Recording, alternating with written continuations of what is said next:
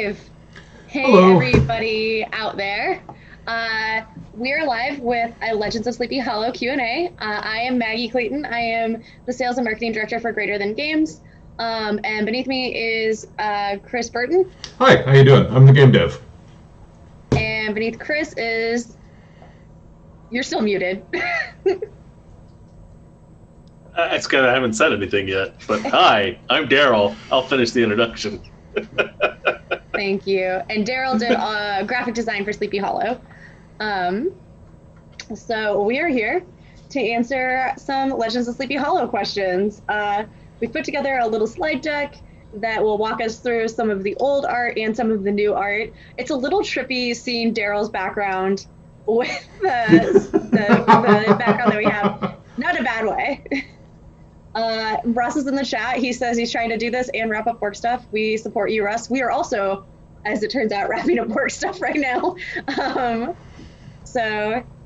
I guess let's kind of dive in. We're going to get questions coming in, I'm sure, soon. But to get it started, Chris, what did you do on Legends of Sleepy Hollow? So I revamped the game and redid all the levels and added a lot more content. That is true. Often testing it as I went and with great ferocity. All of that is very true. I was also part of that process. I'm actually going to pop out chat so I make sure that I have the most up-to-date version of chat Maggie coming in. was absolutely essential to the process because she told me when to stop.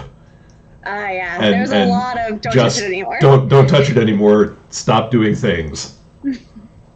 That is true. I also, we got to spend a lot of time outlining stuff, making sure that our plans worked out the way that we thought they would. So that was really, really fun. So very many whiteboards. Yeah, a lot of plotting things out on whiteboards. Takes me back to what I would do, like story dev for college and things like that. It was actually really useful to be able to do that, since so much of this is telling a story. So, that being said, we still haven't had any questions come in yet. So, I think it's probably fine to just... Oh, hey, it's Ghost from Kickstarter. Hi, Ghost. I think it's probably safe to start on our slideshow and kind of walk through some stuff, and then as people come in, they can ask us questions.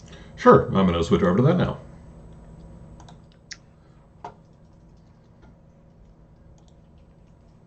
There we go. Awesome. So we put together this little slideshow, and I have to wait a second because it's a little delayed on my end. There we go. Okay. We're very professional. All right. So we have our first question. Chris H asks, "Do you think the revamps of the game will make more than make up for the long delays of the Kickstarter?" Personally, yes. I think that we all feel that way. The extra time and effort that was put into the game can definitely be seen through the graphic design and through the upgrades that we're actually going to go through and show you now, some of them, to try and keep it non-spoilery. What about you guys? What do you think? I am not very objective just because I am extremely familiar with all of the changes that got made. I think that the game as it is now that you will be getting is something that you will very much enjoy, and when you play it you will get the feel of this is a group of heroes going through a terrifying nightmare world trying to figure out what's going on. I really do think that it's in a much better place. I agree. But I mean, ultimately, as much as we think so, and we're clearly biased, ultimately that decision comes down to you when you have it in your hands. But being able to redesign graphically the game 4 times, I felt every revision got better, and I was very happy with the final iteration of everything. So Yes. We have another question. The Game Explainer says, with all of the changes that the game has gone through, how do you think the replay of the game is at this point? Will it feel fresh to play through multiple times? I think that there's a lot of replayability in it. We've ensured that, in my opinion, we've ensured that every time you're playing a character, you're making active player choices that feel, one, as though you are the character making that choice, and two, different if you were choosing to play that character a different way. Yeah.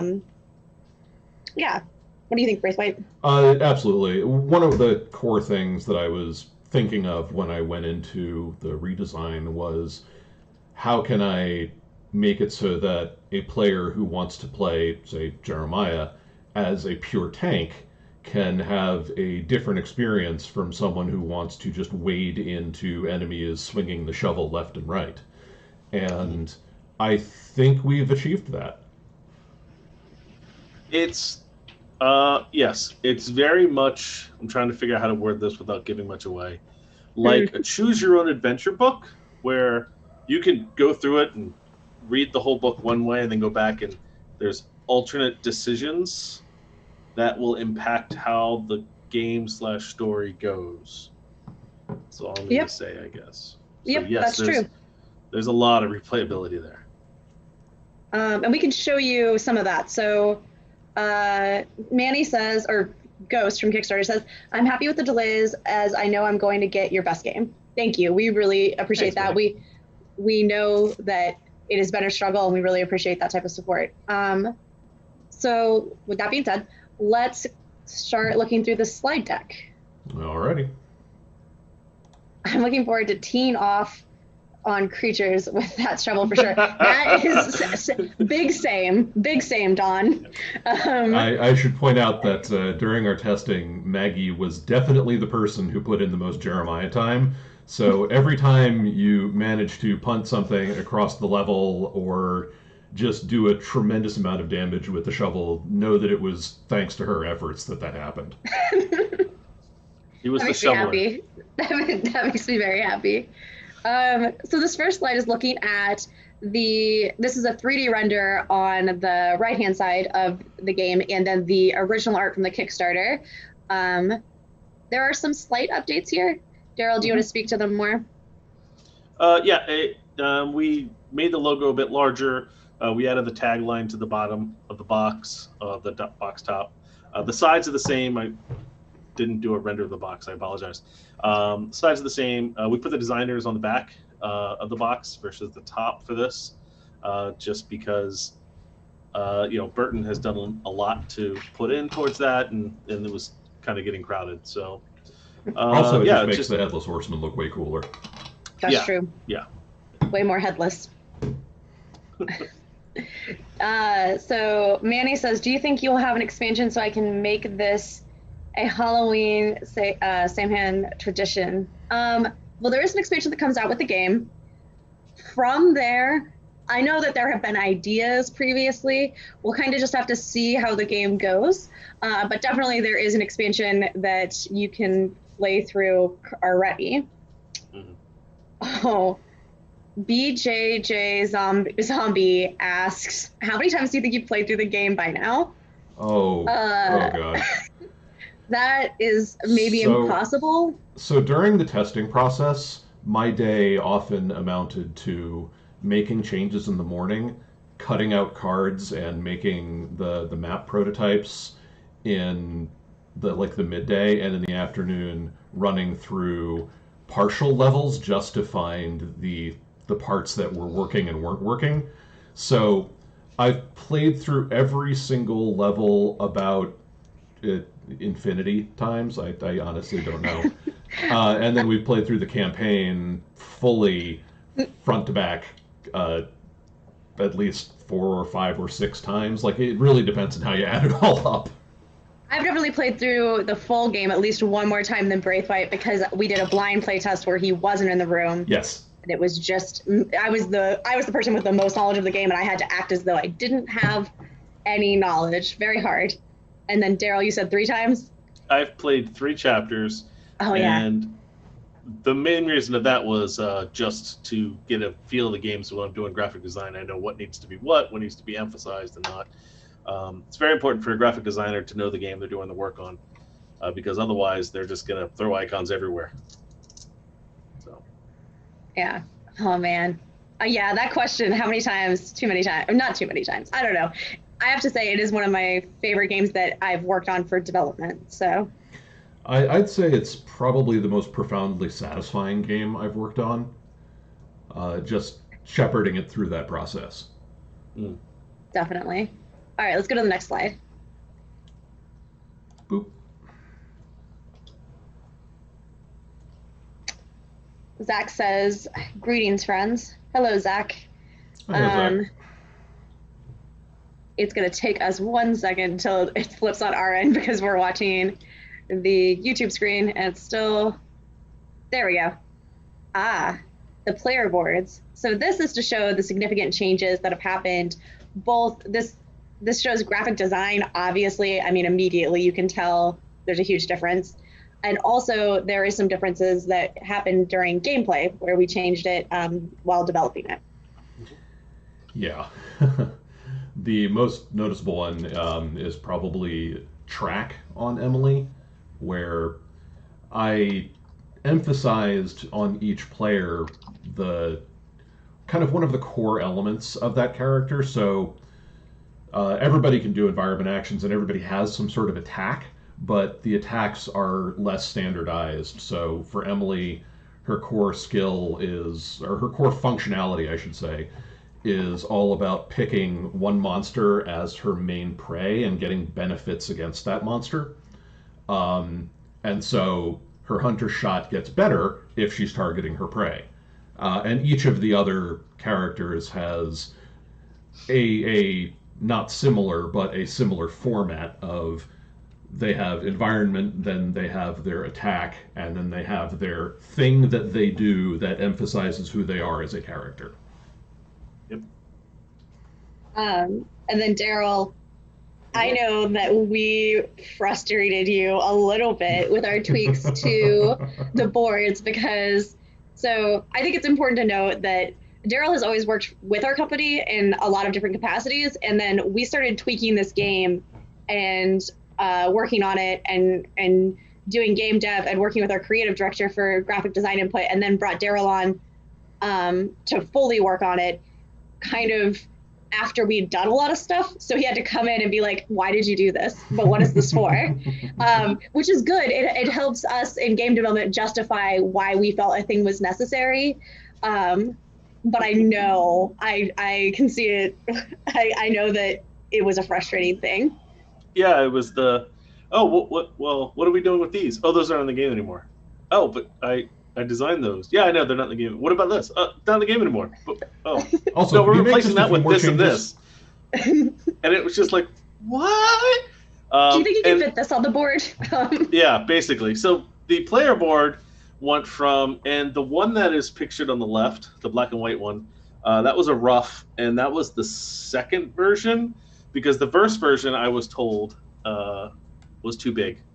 So the second one was make everything as compact and small as possible to fit in the space. Then there was a third one, which I made the arch spaces a little bit larger. And then ultimately we just said, screw it, let's just triple it in size because of everything that was being done on the last version. So that's to say, like, every part of this game, I literally rebuilt it 4 times from the ground up. So as frustrating as that is as a designer, is also fun because it's like, okay, what did I like from this version that I can bring with me to the next and then to the next? So there's, if you see like the very, very first cards, they were very heavily black canvas look with white text just floating on top. And I liked that then, and then taste kind of changed. And we'll talk about cards, I guess, when we get there. But so for this, it was obviously the abilities, the basic abilities needed to be printed on the player board at that point. So the spaces needed to be larger to encompass those. And the one thing that isn't showing up, and it's just because both of these are double layer punch board. So that means 2 layers of punch board on top. So going on the right side, the finished one, So you have the traveling clothes and the bow. Those are recessed, so cards will go inside of those. The track, the hunter shot, and the environment, recessed, so tokens go there. Then where the little watermark of the pumpkin, that's a large cavity that where storage tokens and stuff are set. It's a lot more obvious when it's actually assembled and in front of you than just a quick render. But yeah, so it's cards everywhere on and around this thing. So, but yeah, I'm happier with the end result. Awesome. So Brian Jewett, who we know definitely from the Sentinel stuff, asked, how is it going to feel to finally have this project out into the world? Okay, have you seen Charlie and the Chocolate Factory? You know, when you're watching the movie and you feel really bad for Charlie Bucket because you just want him to get that chocolate bar, and every single time he like finds $1, it's nothing. Finds $1, gets a gift, it's not, and then finally he gets the golden ticket, and the joy that you feel. That's what it's going to feel like, just because I don't have to redesign it for a 5th time. I actually have a different feeling of trepidation, because now that it's in the process of going out to people, like any potential changes that I could make, not that I was making any, like for months while it was being in the design process, the graphic design, but like anything that I could possibly do has been done, and now it's entirely out of my hands, and it's up to all of y'all to tell me how it is, and that's a very, very strange feeling. I have to say, different point of view as the sales and marketing person for the company. Like working on the game development and the amount of time and effort and energy that went into this, and trying to make sure that we stay true to what the designers wanted, and all of those things, that stuff I'm like really proud of and super psyched for people to take a look at it and hopefully also enjoy it. Like I hope everyone else really likes what we did. From a marketing and sales point, it does make me a little nervous. We all know this game has been delayed, and so I have to kind of get that momentum back out there to see if this product will be successful in the market, which is like a very different take on it. So there's 2 different things, like a huge amount of pride and a little bit of relief, and then also this like, all right, time to get started again, time to get working on it again. So it's a little different. Let's take a look at the next slide. I think this will be a fun slide for you guys to explain what I put up here. I looked at this and I don't even remember what the next slide is. So now yeah, I made this and I didn't show anybody until like 5 minutes before we went live, because I'm a good person. So this sort of emphasizes what I was talking about earlier, how you can see the differences in gameplay aesthetics just sort of immediately apparent, where Emily has her constant damage that can be buffed by choosing a particular thing. Jeremiah has very inconsistent damage with, you have to roll a die for everything, but he has 1 innate defense, and his deep breath allows him to refresh all of his skills, which in this game, considering how fear can clog up your cards and prevent you from using your special abilities, Jeremiah can at any time refresh, which for the person who needs to be in the thick of it and is going to be getting fear can be a big, big game changer.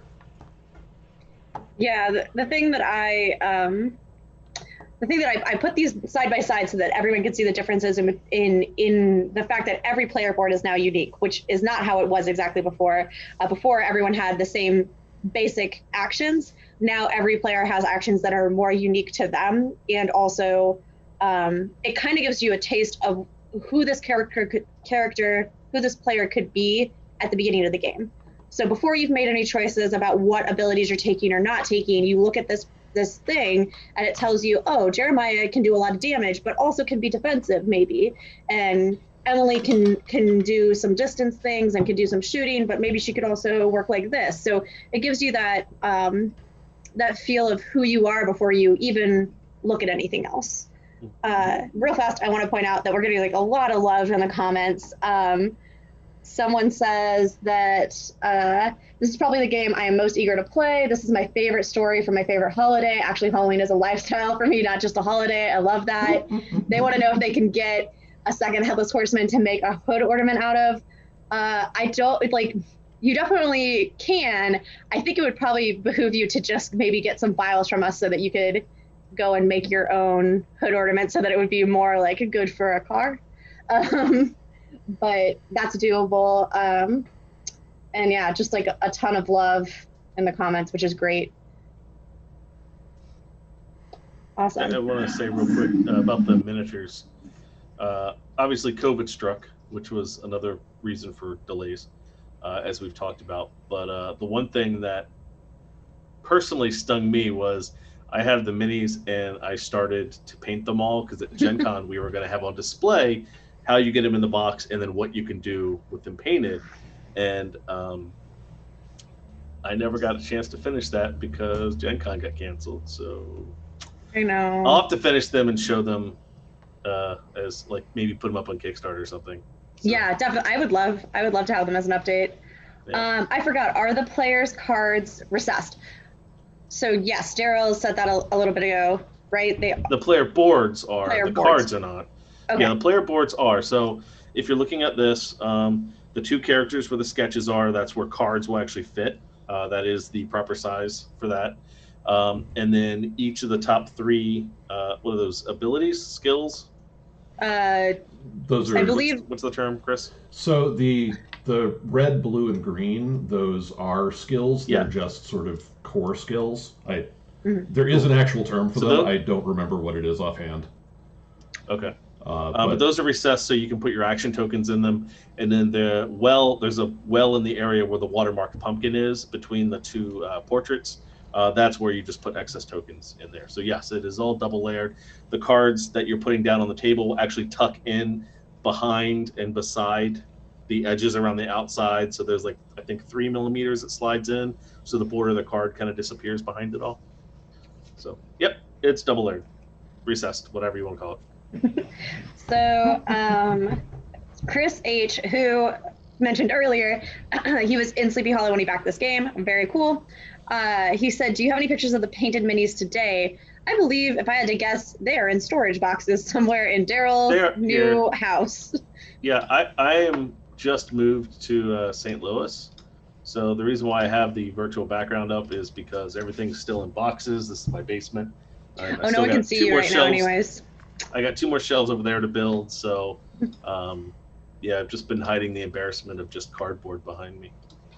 I mean, I think that everyone here can appreciate the love of cardboard. But as soon as I have them, as soon as I find them and finish them up, I know they all needed something to be done. I will make sure Maggie gets pictures and gets to post them where she wants to. Plus, they will definitely be at conventions going forward. So.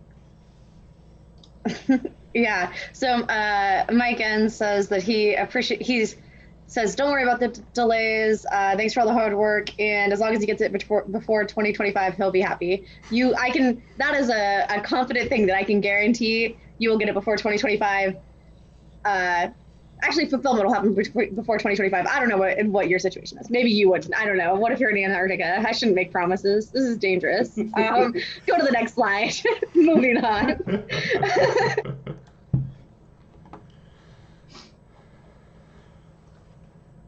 Any chance of a solo variant that we can get as a PDF? It would be extremely difficult for us to give a PDF of this and also a solo variant. Right now, technically speaking, you could solo this game. You just have to play all 4 characters. Mm-hmm. So I think that that's a true statement. Do you feel that is also accurate? Yes.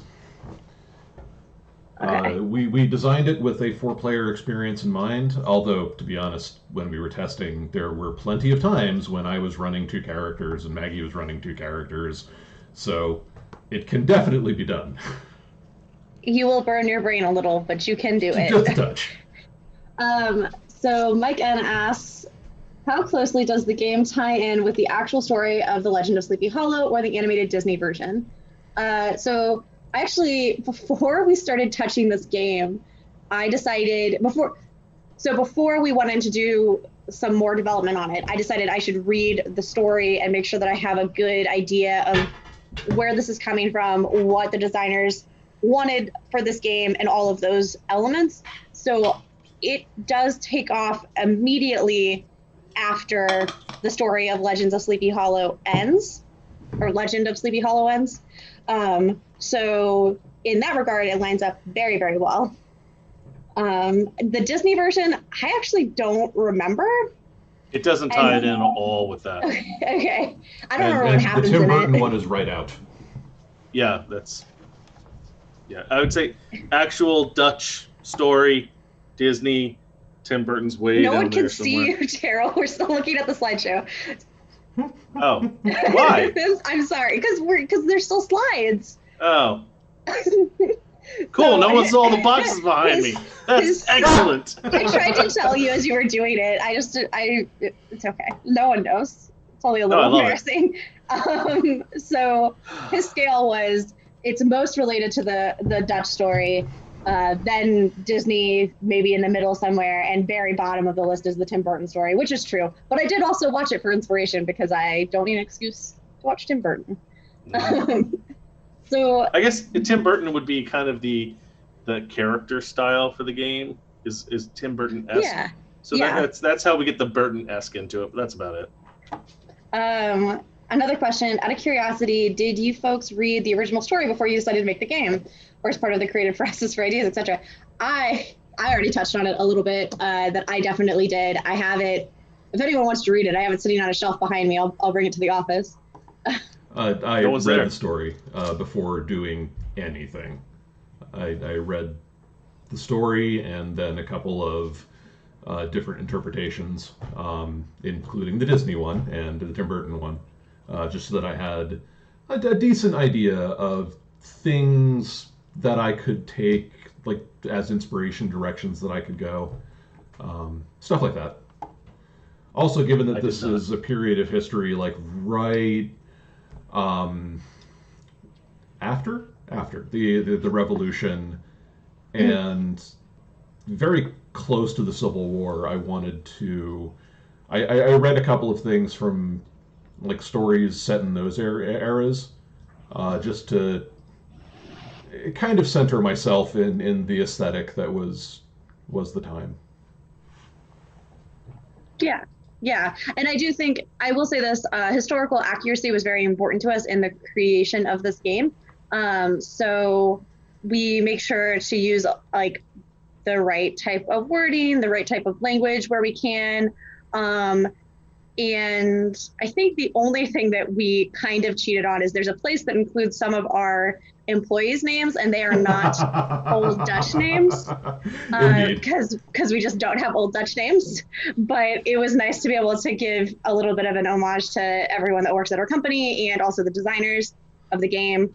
And there is like one element that is historically inaccurate, and we made sure that it gets somehow removed before the end of the story. That's not technically a spoiler. So, all right, so the next slide that we're looking at is a relic and an item. Oh. And so I pulled this up so that we could talk about the differences between relics and items, and we can also talk about some of the changes that have been made throughout the game. It also shows you the difference between a pure action token and an action versus fear token, and we can kind of talk on that some as well. So yeah, the Signet of Concentration, what it does is it essentially speeds up your refresh. Normally you have, let's say, 4 action tokens, and all of those have to, all of the tokens in your pool, including the fear tokens, have to be gone before you can pull everything back and refresh. The Signet of Concentration means that a character with 4 action tokens, while they have that relic equipped, always only has 3 action tokens, meaning their refreshes come 1 step faster. If you can keep that person out of fear, protected or out of harm's way, they can refresh very, very quickly. It's particularly devastating with Emily, but anybody benefits from it, frankly. And then the old chair. This is actually, so this is something that some people have definitely seen, especially anyone who has demoed for us at conventions. Was I know at least 2 people in the chat have demoed for us before.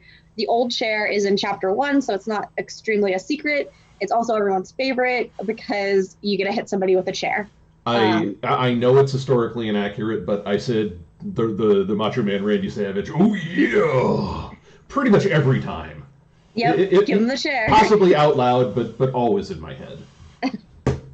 And so it's a straight 10 damage. It's very straightforward.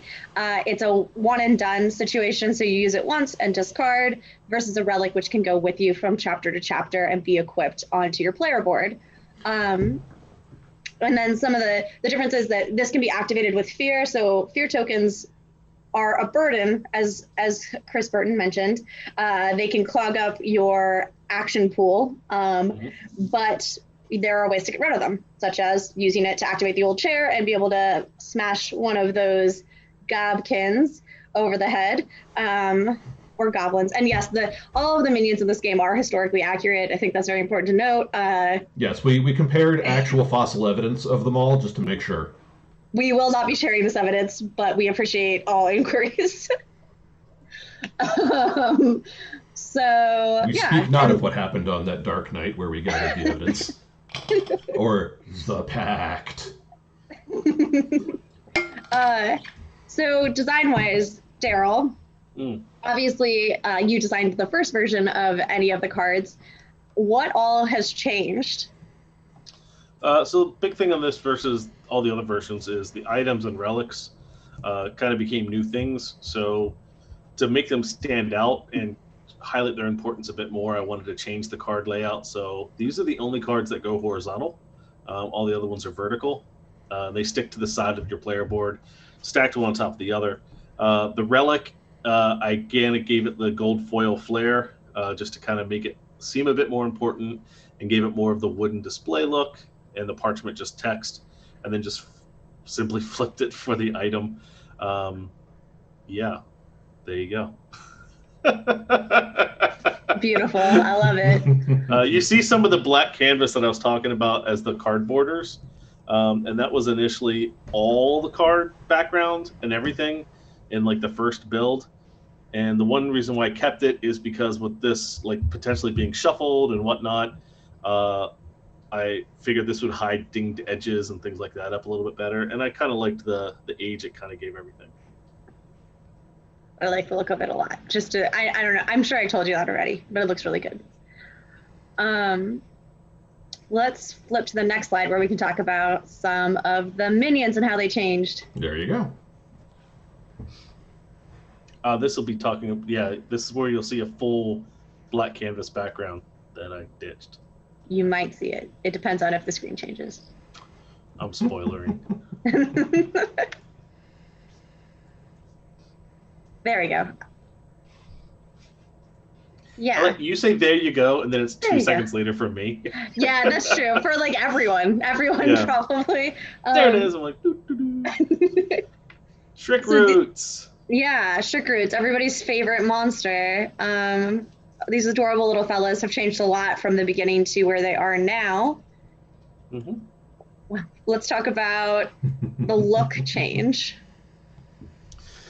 Okay, so the left-hand side, you can see the old design where it's the name, what level it was, and the information about it. When I just started designing, and with this last version, there were a bit more bosses and allies and things like that popped in. I needed a more, what's the word here? I needed a more reliable, I guess that's a terrible word, I'm sorry. I needed a more reliable place to keep the move, the health, and the range information. So anytime you saw one of those cards, you knew right where to look, because those were always static, and only the numbers were the variable aspects of it. And so that's where I made the bar right underneath the level information. So all that's at a glance, and then everything that's special about them that is different from, minion to minion or boss to boss or whatever is underneath that. And the one thing that it's like a subtle change is like an ally, which you'll see when you play the game, their bar going across is orange to kind of pop out that they're different than everything else. There's a few other aspects, but that's the one that I'm looking at. I'm like, oh, that's right, that's orange on those. And then, so what we also did is, because the information on these minions is so small, there's not a lot to really warrant them having a whole card. We flipped it so they're half cards, so you'll tuck the other half under the game board. So you don't have confusion, and it's more or less just a reminder of like, wait, what's the Shriekroot do? Oh, his attack is 1 die, and it's 1 defense, and that's that. So super easy, and there it is, just minimizing space, but at the same time, still trying to look good. Yeah. Thanks, Manny. I freaking love you. Yeah, I toyed around with a lot of different changes with the monsters over the course of the game. Maggie is quite familiar with the iterations that I threw at people during testing.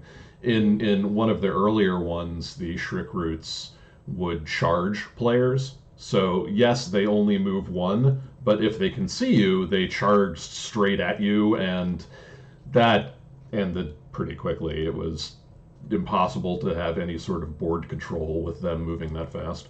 But it was a cool idea at the time. And then there was like all sorts of other things that I tried doing, but eventually it was just too much to track, and so made them tanky, made them a legitimate threat, but one that you could, with management and attention, control. Management and attention. Those are some key words. So I think now, Daryl, you changed some stuff on my slides very briefly. If you flip it around, if you click, will it flip over so we can see level 2? Or will it end the slideshow? I don't know. Okay, well, it's fine. People can turn their heads upside down. It's fine. They'll be okay. Listen, there's ways. So yeah, the iteration of monsters was very interesting. I think an interesting design development situation that we had. Click again. As in, go to the next slide? No, just click twice. It should disappear and then reappear as level 2. And there it is. It's still the other way. It's still the other way. That's okay. Absolutely nothing is happening, Maggie. Yep, Nope. That's fine. We'll just act like I this. screwed it up. It's okay. it's definitely not a big deal. So an interesting constraint that we had to put on ourselves was we had already printed the miniatures. The miniatures were already made, and so we could not exceed what had already been printed. So we had to make sure that we had, we designed it in a way that the monsters were manageable and that you wouldn't get overrun by them or run out of them. And it was actually a really unique development constraint on everything. And the same thing goes for even art elements. There's only so many things that we had already that existed because this game had been built before. So it is a really unique constraint to be like, okay, what can we do with what we have? Mm-hmm. It definitely put some strain on us, some brain burning strain on us, but we figured it out. One of my guiding principles over the course of the game was that it had to be challenging for players all the way throughout, but it could never be challenging to the point where a player could die without any actions on their own. So there couldn't be any instances where a player, regardless of that player's maximum health, so like I had Jeremiah to take, gets pretty hefty. Jeremiah gets pretty hefty, but Emily never gets super like high HP. I had to make sure that there could never be a situation where a player would get one-shotted by a monster, which meant that I had to be very careful in how I gave their attack and their attack progression and their various special abilities.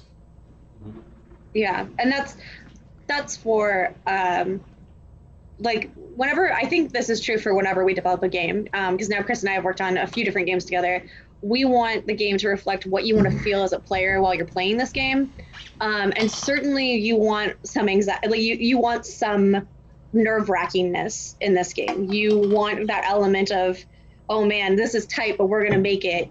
You want to have those elements in there because this game is hard, but you don't want people to feel like, well, I was hopeless from the get-go. There was no way for me to be able to do this thing, and they put us in an impossible situation. That's not a fun game to play, at least not for us. So I also had to, and this is just I needed to make it so that every character was equally interesting to play. Obviously, there are people who always want to play the support character, and so I had to make sure that, yes, for those type of people, there is a support character that they can play that I hope they will find very satisfying. But there are people who want to play a more aggressive or like a more mystical support, and so I wanted to take that into consideration as well. Similarly, there are people who believe that the best defense is a good offense, so I wanted to make a Jeremiah where you could just wade in and, overwhelm enemies with superior shovel power, whereas I also wanted to make a version that could tank indefinitely, but not by just sitting there doing nothing. Tanking through activity. You're not a wall. You're an active player. A real quick thing that I want to throw in here. So Jennifer couldn't join us. She's our creative director, and she's also the CEO of the company. She helped immensely with this project. She was the guiding force on this project in a lot of ways. We spent literally hours in my office mapping out what the story was and where it was going, and did these elements work together. And she couldn't make it to the stream, unfortunately, and she just wanted to let everybody know that hang on, I lost the message now, because of course the internet would do this to me, right as I'm about to read this like very lovely message. It's not loading on my phone. Jen says, tell our viewers thanks for their patience and support, and tell the team this product wouldn't have come together without all of the hard work from everybody. And also that she misses everybody and wishes she could be here. So, yeah, I believe this is the last card that I pulled for us to go over. If anyone has more questions, we'll hang out for a few more minutes. But yeah, thank you for joining us. And we really appreciate the chance to go over all of these things and go through our questions together. There we go. Oh no, what's happening? There we are. Oh no, did you put it back on us? What if I was making a dumb face? Well, then that would have been a problem for you. Yeah, the whole time that I'm the whole time that I'm not on camera. That was it. What? Yeah. That was it. Yeah. Now here we are. Mm-hmm. I'm really glad you're doing this. Thank you, says Manny, also Ghost from Kickstarter. Thank you for being such a huge fan of Sleepy Hollow in general. We really appreciate all of the kind words that we've received throughout the stream. It means so much to us to see that. Yeah, I am saying nice things too. I am very hopeful, and I hope that this game will. I hope people will enjoy it, and that's really all I can ask for. Yeah, I hope it keeps you up late at night, but in all the best ways possible. Yeah, I hope it's something that you're like, I have to play through this whole thing the first day I get it, which is like pretty impossible. I think it's at least 10 hours of gameplay, all in all. I would work and have that stream on in the background if someone was playing that for like 48 hours straight to get through all the chapters. Yeah, it took us a week to play through everything and still try and do our jobs while we did it. So we had like maybe 2 or 3 hours every day we could play. So it's pretty intense, but you could do it. Hopefully this pandemic will be over by the time everyone gets their game. Otherwise, perfect time to play. On a scale of 1 to 10, how strong is Matt from the warehouse? Matt, get out of the chat. It's Matt. Matt's in the chat right now. Get out of our chat. We're not doing this. It's a 10 though. I've watched that man move mountains. Yeah, Gosh, okay. he's in the ridiculously strong, like, can lift a dumpster stage. Shouldn't lift a He's dumpster, gotta but poke can him do. with his Shouldn't stick definitely enough do times. it, but can. Yeah. Just Which is piss good him off a because you bit. know what? Legends of Sleepy Hollow is going to be a heavy game. Yep. You're gonna need all those muscles once this comes out. Matt says he refuses to leave the chat. Okay. So I missed the answer to whether or not I can purchase a second Headless Horseman. My phone took, yeah. So I don't know that you can purchase just a Horseman. Honestly, I would suggest that you reach out to us and we will give you maybe some files so that you could get your own one printed or use a 3D printer on it. Because I think that's what you'd want anyways for a hood ornament. Other people know about cars more than I do, so I could be wrong. Someone in the world knows, even if it's not you guys. Okay. I think if you find the right person at the right moment, at the right place, at the right time, a second one would be possible. Yeah, so run into Daryl at a convention. And I didn't say that. I didn't say that. no, we never said that. Oh my god. Yeah, Matt has lifted a dumpster once. It was bad. It wasn't good. It was not good for his body. Nor the people that were in the dumpster. Yeah, Those it was poor me. people. No. All right. Well, Manny says that he will definitely run into you at a convention. Yeah, when conventions exist again. Next year. That or email us at contact@greaterthangames.com. We'll see what we can do. Best band for the game soundtrack, Smashing Pumpkins. I don't know enough about Smashing Pumpkins to know if that's true. No. Way too whiny. No. What's a good band then? I'm trying to think of something that has a bit. What would you say? Well, I was gonna say Black Sabbath. Honestly, Black Sabbath. Yeah. Like Yeah, really? that would work. AC/DC would be pretty good. Yeah, something that's like action packed. Get that Yeah. blood pumping. I mean, Lord of the Rings soundtrack. Yeah, Well, yes, that could yeah. work. Yeah, I mean, Lord of the Rings soundtrack is the answer to everything. That's always the perfect Anything soundtrack. James Horner, you're good. Like Yeah. just Echo, play James Horner. It was a play on words. Thank you for explaining. Yeah. We Oh wait, no, Echo, stop. Oh, right, because pumpkins. Got it. great band name, worst singer ever. Yeah, agreed. All right, folks. I don't see Nightwish. Okay. I don't see any more questions coming in other than a Tim Burton soundtrack, other than suggestions for soundtracks now. So I would do a Tim Burton soundtrack to this game. That would be fun. That would just be Danny Elfman. That's Okay, Tim fine. Burton doesn't write music. Danny Elfman Yeah, does. but like, Come on. It sort of depends. All right, well- Honestly, I'd go for something like Southern Gothic rock. You find me Southern Gothic rock and I'll listen to Maggie, Southern Gothic. I will do that. I have the perfect song. It's called Drink with the Living Dead. Of course you do. Of course you do. I think that we're done here for now, guys.